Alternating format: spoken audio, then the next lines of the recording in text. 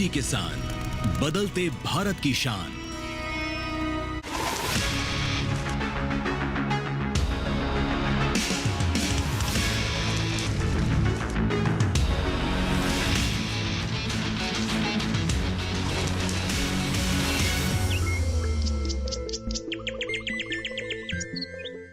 अन्नम बहुकुर्वित तद्व्रतम, अर्थात अन्न का ज्यादा से ज्यादा उत्पादन करें।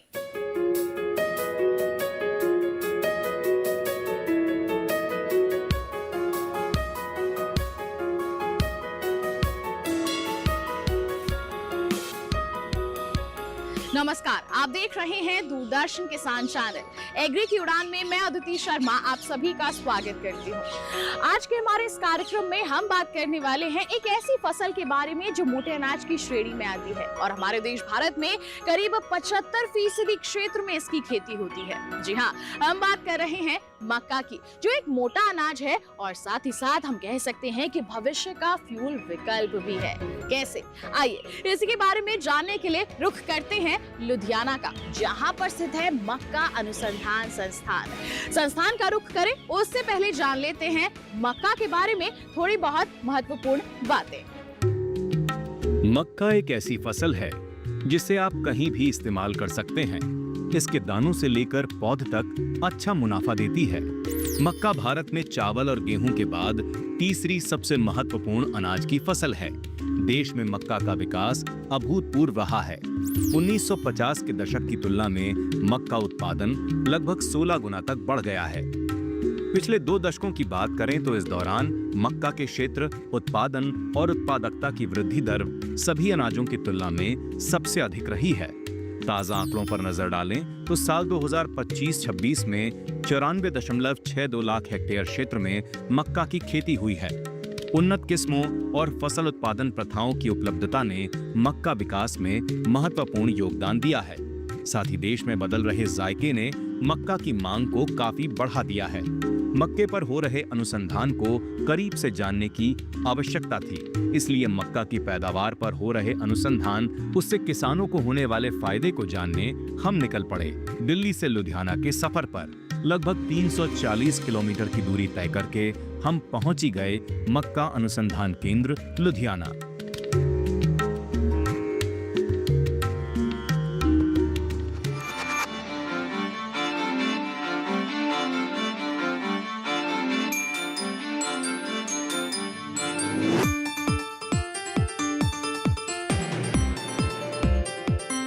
लुधियाना में स्थित मक्का अनुसंधान संस्थान की स्थापना विधिवत रूप से साल 2015 में हुई। हालांकि इसकी शुरुआत वर्ष 1957 से पहले समन्वित फसल सुधार परियोजना के तहत भारतीय कृषि अनुसंधान परिषद ने की थी। इसके बाद वर्ष 1963 में इस परियोजना को मजबूत करते हुए इसका नाम अखिल भारतीय समन्वित मक्का सुधार परियोजना किया गया। वर्ष 1994 में इसे मक्का अनुसंधान निदेशालय का नाम मिला, तो 2015 में भारतीय मक्का अनुसंधान संस्थान कर दिया गया। वर्ष 2017 में संस्थान का मुख्यालय दिल्ली से लुधियाना शिफ्ट किया गया, जो करीब 187 एकड़ क्षेत्र में फैला है। संस्थान ने अपने सफर में कई तरह के शोध कार्य किए और मक्का के उत्पादन में विशेष सहयोग दिया।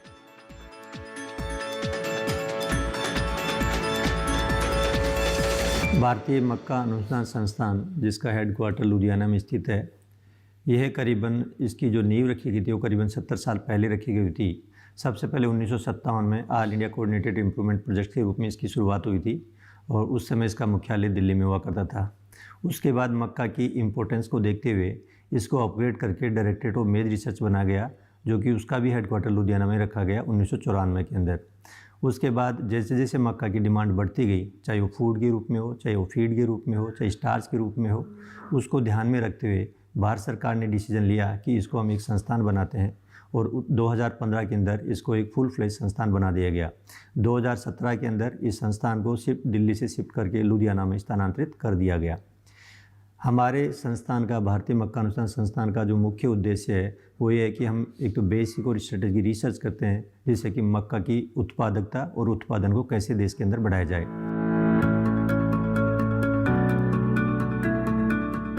भारत में मक्का तीसरी सबसे अहम फसल है। मक्का की मांग मनुष्य आहार, पशु आहार और उद्योग धंधों में बनी रहती है। वहीं धान की तुलना में मक्का में 1/3 पानी की जरूरत होती है, इसलिए इसके उत्पादन में लगातार इजाफा देखा जा रहा है।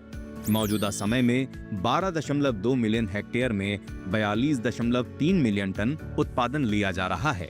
लेकिन संस्थान की सबसे बड़ी सफलता मक्का से बायो इथेनॉल बनाना है। भारत सरकार प्रदूषण और पेट्रोल के आयात पर निर्भरता को कम करने के लिए पेट्रोल में बायो इथेनॉल के मिश्रण पर ध्यान केंद्रित कर रही है। संस्थान का लक्ष्य है साल 2030 तक पेट्रोल में 30% इथेनॉल सम्मिश्रण हासिल करना, जिसे शॉर्ट में E30 नाम दिया गया है, जिसमें मक्का एक प्रमुख फीड स्टॉक के रूप में उभर रहा है। मक्के में बायो एथेनॉल का क्या इस समय उपयोग चल रहा है, यूज़ है? देखो जी, जो भारत सरकार की पॉलिसी है वो बहुत ही क्लियर कट पॉलिसी है और उसमें गवर्नमेंट का जो इंटेंशन है वो बहुत क्लियर है।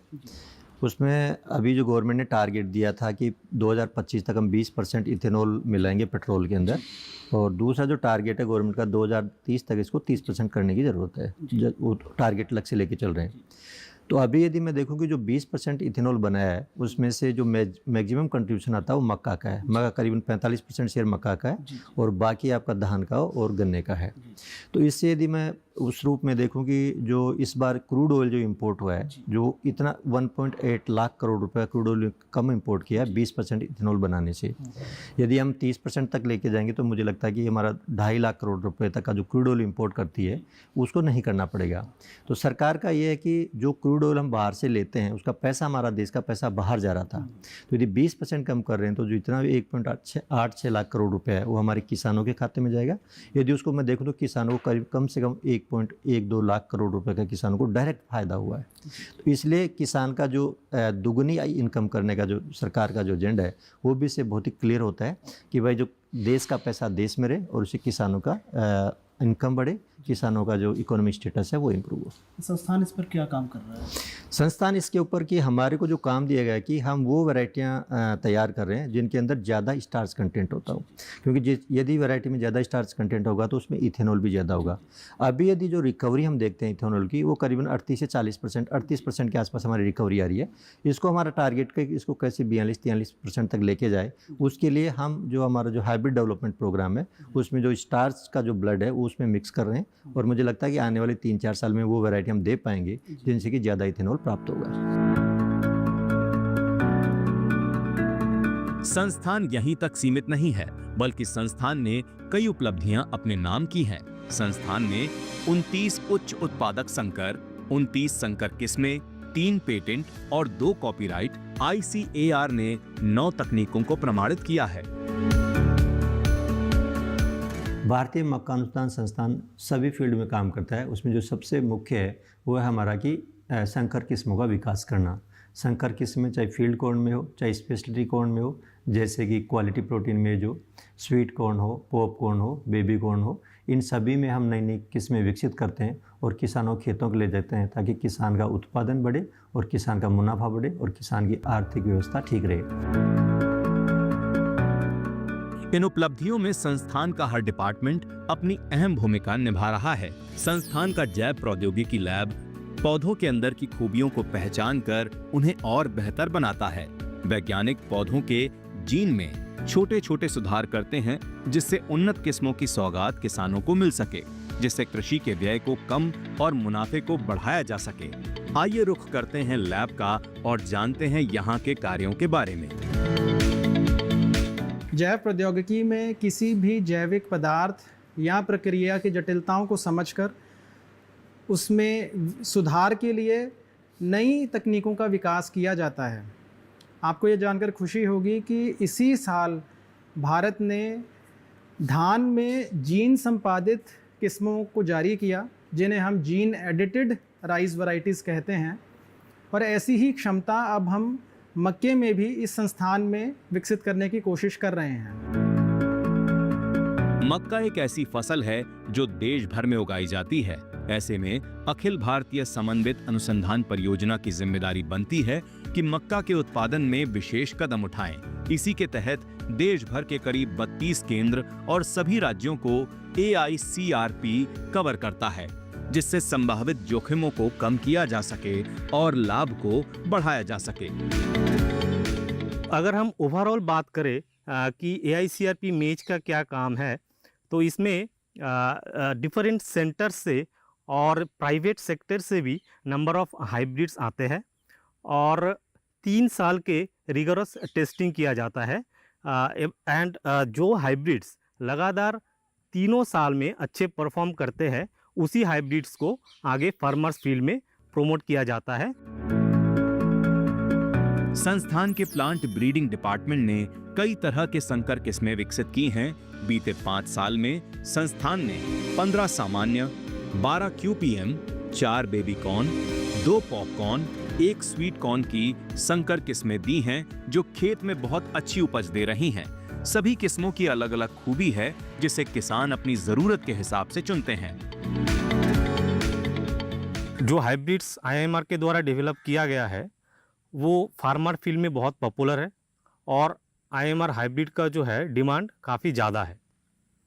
कुछ पॉपुलर हाइब्रिड्स की अगर बात करें तो उसमें DMRH 1301, DMRH 1308, IMH 224, IQMH 203 and LQMH 1, ये फार्मर्स में बहुत ज़्यादा पॉपुलर है। बदलते समय के साथ आहार शैली में भी तेजी से बदलाव हो रहे हैं। वर्तमान में मक्का को कई तरह से उगाया और खाया जाता है, जिसमें बेबी कॉर्न, स्वीट कॉर्न और पॉपकॉर्न की खासी मांग बढ़ रही है।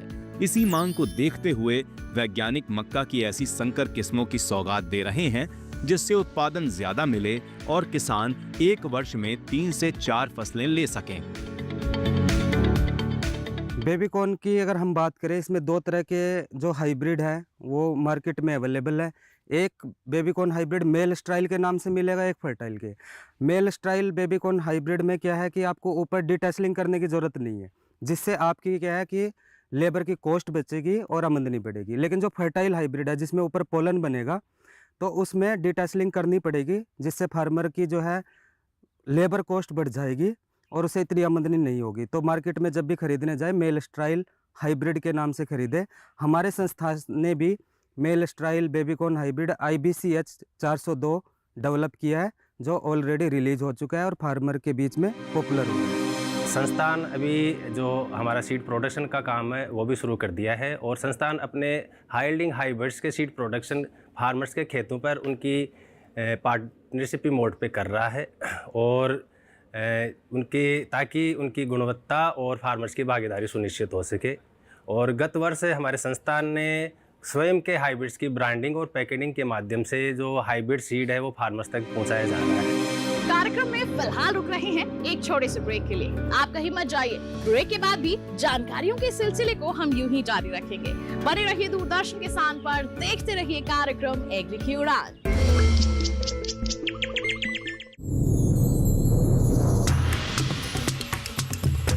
कहते हैं कि बकरी जो है ना गरीबों की गाय है।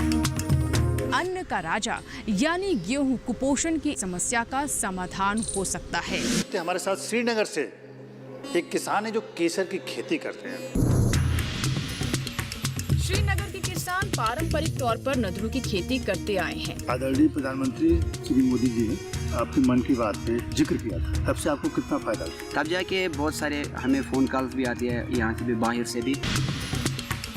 मोती की बात करें तो ज्योतिष में इसे चंद्र का रत्न माना जाता है। हम लोगों ने कल्चर्ड मोती जो हम टैंक में या तालाब में करेंगे, जिसको संवर्धित मोती बोलते हैं।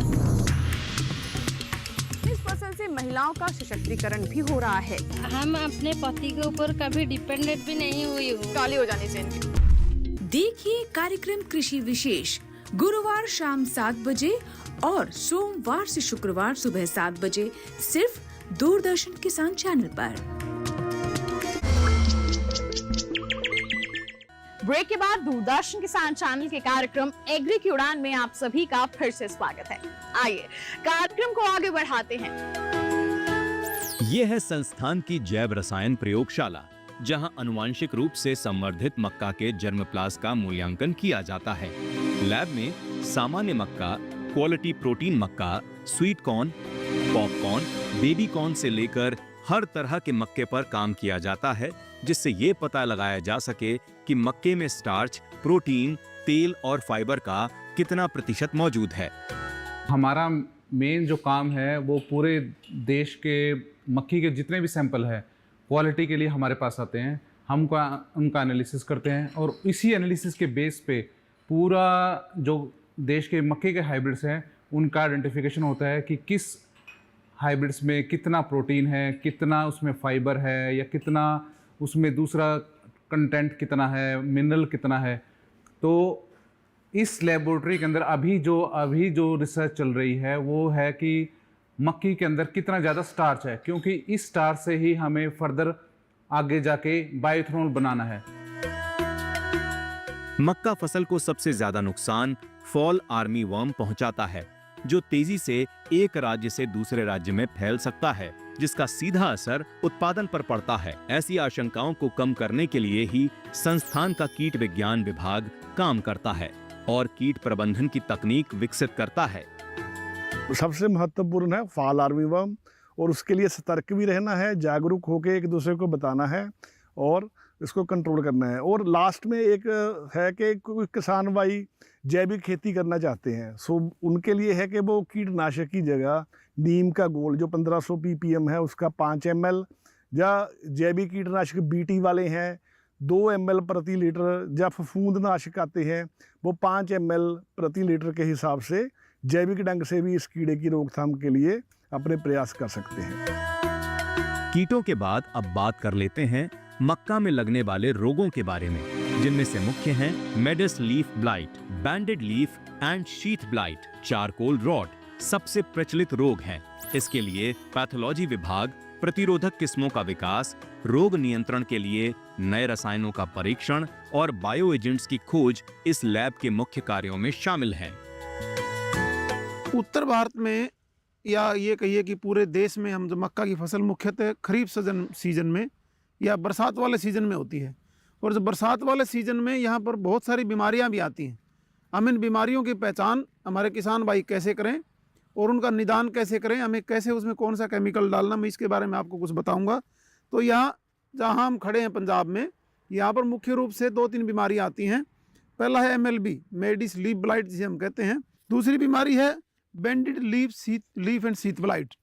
तो इसमें क्या है, आपका तना भी जो ये आपके ये पत्ते हैं इस पे भी आएगी, तने भी आएगी, और ये बढ़ती बढ़ती आपकी जो है बूटे तक पहुंच जाती है। एक बीमारी आती है चारकोल रोट। ये जो है जब फूल आ जाएंगे, जिस तरह ये अवस्था है पौधे की, इस टाइम पर आती है। ये ज़्यादातर आती है जब थोड़ी सूखी हो ज़मीन, आपका पानी की कमी हो या बरसात कम हो। इस बार तो जैसे बरसात बहुत ज़्यादा है तो बीमारी नहीं है। नहीं तो बीमारी क्या आती है, इसमें हम इस पौधे को जब उखाड़ेंगे, पूरे पौधे को, इसका बड़ा क्लियर कट है कि जैसे हम इस पौधे को उखाड़ेंगे अंदर से बिल्कुल काला मिलेगा, आपको काला मिलेगा, इसमें बदबू आएगी। तो ये बीमारी ऐसी है।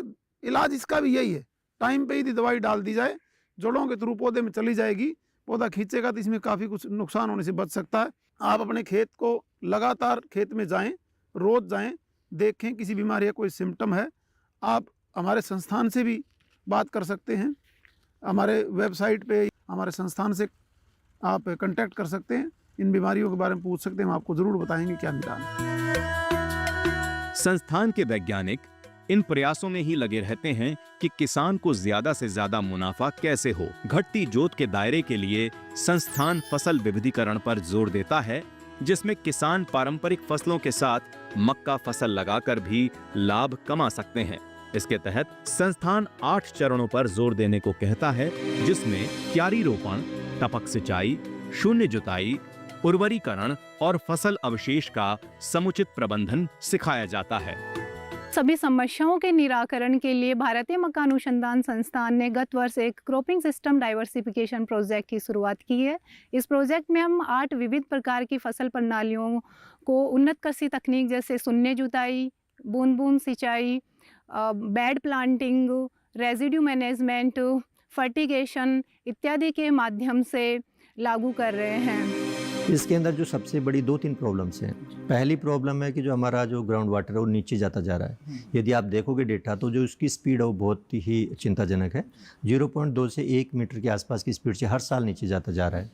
दूसरा, हमारा जो सोइल हेल्थ है वो भी कमज़ोर होती जा रही है, क्योंकि हम एक ही प्रणाली राइस वीट हम बार बार लगा रहे हैं। उसकी वजह से हमारा जो सोइल हेल्थ वो गिरती जा रही है। यदि मैं एक सिंपल सा एग्जांपल लूँ, ऑर्गेनिक कार्बन देखूँ तो हमारी सोइल का ऑर्गेनिक कार्बन 0.4% के आसपास है, कि जो कि अच्छा नहीं माना जाता है। ये करीबन 0.7% से ऊपर ही होना चाहिए।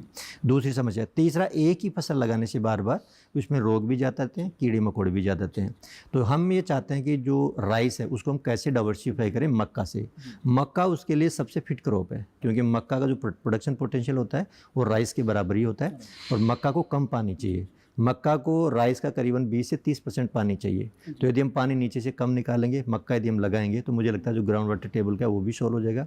हमारा जो चेंज होता है, जो फसल प्रणाली चेंज होगी, तो उससे रोग, आपके कीड़े मकोड़े, खरपतवार भी कम हो जाएंगे। कार्यक्रम में हम रुक रहे हैं एक और छोटे से ब्रेक के लिए। आप कहीं मत जाइए, हम जल्द ही हाजिर होंगे। बने रहिए दूरदर्शन के साथ पर, देखते रहिए कार्यक्रम एग्री की उड़ान।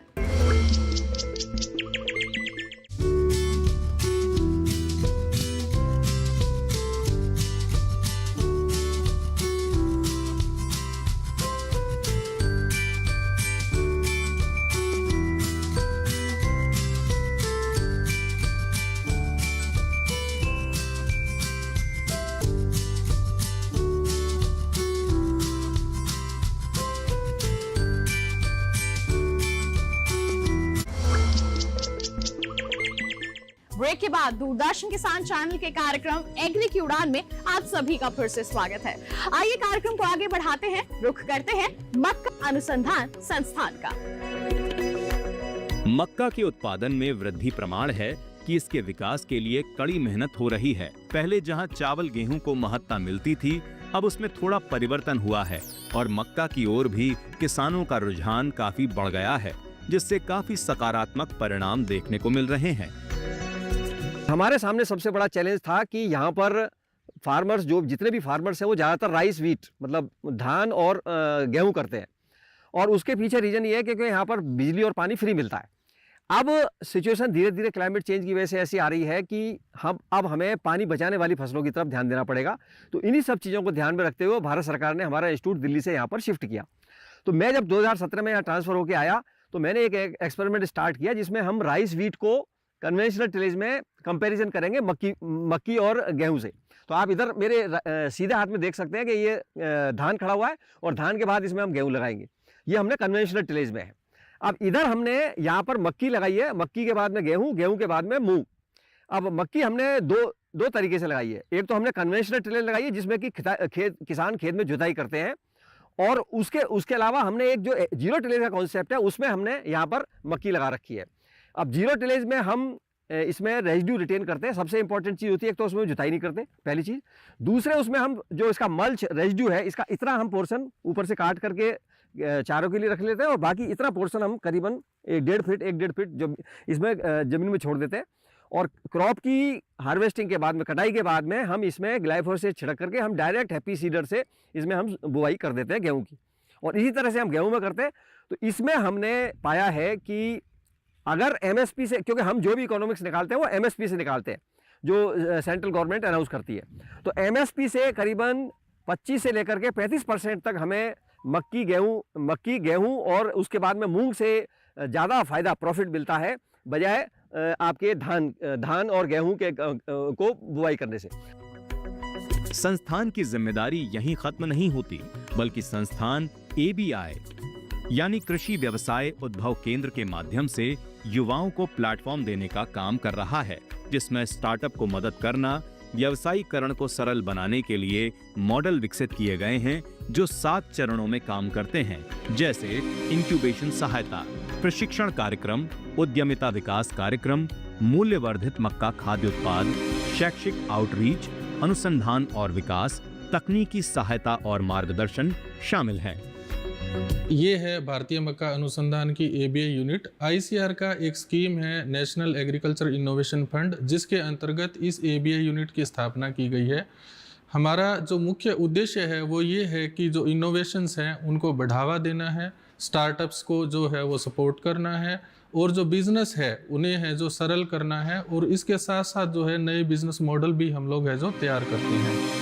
मेरे नाल काफ़ी सारियां महिलावां जुड़ियां हुई ने जिन्हां ने इस IIMR तो ट्रेनिंग लेके अगे भी होर काफ़ी सारे बिस्कुट और बनाना चाहती है।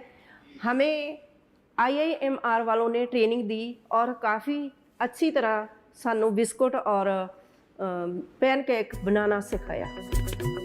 संस्थान अपनी पहुंच किसानों और हितधारियों तक बनाने के लिए कई तरह के कार्यक्रम संचालित करता है। संस्थान का विस्तार विभाग का काम उन्नत तकनीकों का प्रदर्शन, मक्का की खेती, रोग व कीट प्रबंधन, मूल्य संवर्धन, उद्यमिता विकास जैसी महत्वपूर्ण जानकारी देना। पिछले 5 साल में संस्थान ने 1141 क्षमता निर्माण कार्यक्रम आयोजित किए हैं, जिससे हजारों लोगों को लाभ हुआ है। यहाँ पे जो हमारा जो भी टेक्नोलॉजी बनता है हमारे इंस्टीट्यूट में, या जो एग्रिप सेंटर जो हमारा जो टेक्नोलॉजी बनता है, हम उसको फार्मर्स के फील्ड में ले जाने वाला हम काम करते हैं। तो यहाँ पे जो भी हमारा जो टेक्नोलॉजी है वो हम फार्मर्स के फील्ड में FLD के रूप में हम डेमोन्स्ट्रेट करते हैं, और जो ट्रेनिंग्स भी देते हैं, awareness program, field day program हम लोग उसका आयोजित करते हैं, जिसमें कि हमारे सेंटर के अलावा जो 32 सेंटर्स है, जो हमारा जो एग्रिप सेंटर्स है उसके द्वारा भी हम हमारे जो पूरे देश का जो अलग अलग जो राज्य है उसमें भी हम लोग काम करते हैं, जैसे कि जो पूरा जो टेक्नोलॉजीज़ है, जो हमारा टेक्नोलॉजी और एग्रिप का टेक्नोलॉजी है वहाँ पे डेमोन्स्ट्रेट हो जाए और फार्मर को इससे जो लाभ उठाए। मैं अपने खेत में स्प्रिंग मेज़ और खरीफ मेज़ दोनों की फार्मिंग करता हूँ, और हमारा एक FPO भी है, समराला फार्मर प्रोड्यूसर कंपनी, जिसमें हम कॉन्ट्रैक्ट फार्मिंग स्पेशलाइज मक्काओं की करवाते हैं और ख़ुद भी करते हैं। IMR से जुड़कर हमें तकनीकी सहायता मिलती रहती है। इनके प्रोग्राम हमारे FPO में लगते रहते हैं। IMR हमें सीड डिस्ट्रीब्यूट भी करते रहते हैं। नई नई टेक्निक्स हमें यहीं से सीखने के लिए मिलती है। ਅੱਜ जो ट्रेनिंग असीं कीती है जी, बहुत सानू सीखण नूं बहुत कुछ मिलिया। डॉक्टर साहब बहुत वधिया सही ढंग नाल बहुत ही अच्छे तरीके नाल सानू डॉक्टरां ने समझाया। बहुत ही इन्हां दा धन्नवाद है। ਤੇ ਇਸ ਤਰ੍ਹਾਂ ਦੀਆਂ ਟ੍ਰੇਨਿੰਗਾਂ ਹੋਣੀਆਂ ਚਾਹੀਦੀਆਂ ਨੇ ਆਉਣ ਵਾਲੇ ਸਮੇਂ ਵਿੱਚ। ਇੱਥੇ ਇਹਨਾਂ ਨੇ ਵਧੀਆ ਸਾਡਾ ਉਪਰਾਲਾ ਕਰਿਆ, ਜਿਹੜਾ ਸਾਨੂੰ ਜਾਣਕਾਰੀ ਦਿੱਤੀ ਮੱਕੀ ਵਾਸਤੇ, ਕਿਉਂਕਿ ਝੋਨੇ ਤੋਂ ਬਾਅਦ ਇਹ ਮੱਕੀ ਹੀ ਵਧੀਆ ਕੰਮ ਹੈ ਕਿਸਾਨ ਵਾਸਤੇ ਜੀ। अगर आप इस संस्थान से संपर्क करना चाहते हैं तो चलते चलते आपको इस संस्थान का पता भी बता देते हैं, जो इस प्रकार है।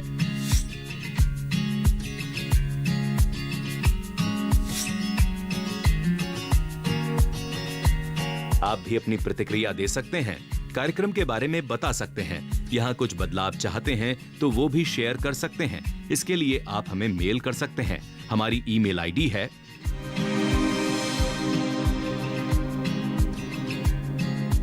तो आज के हमारे इस एपिसोड में आपने जाना मक्का अनुसंधान संस्थान के बारे में, कैसे यहाँ पर शोध कार्य हो रहे हैं, निरंतर जो वैज्ञानिक हैं किसानों की मदद के लिए तैयार हैं, इसके बारे में जाना है। उम्मीद करते हैं सारी जानकारियां आपके लिए लाभकारी साबित हुई होगी। तो आज के लिए तो बस इतना ही। अगले अंक में आपको लेकर चलेंगे किसी नए संस्थान, किसी नए विश्वविद्यालय की ओर, वहाँ की संपूर्ण जानकारी आप तक पहुँचाएंगे। तब तक के लिए हमें दीजिए इजाजत, लेकिन आप बने रहिए दूरदर्शन के साथ पर। नमस्कार। मक्का उगाओ, शाली पाओ।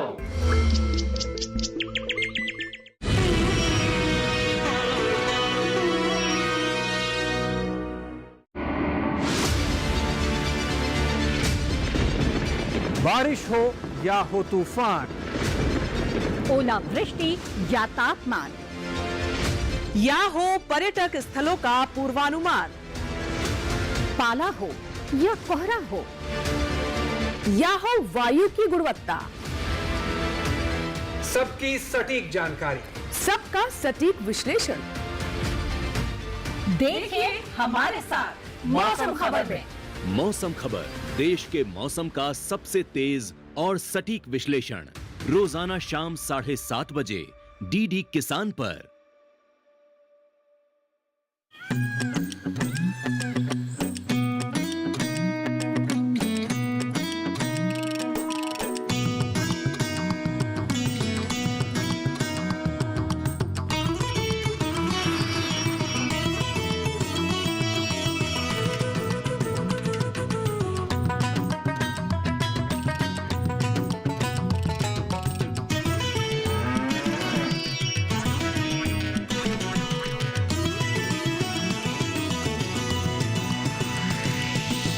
डीडी किसान, बदलते भारत की शान।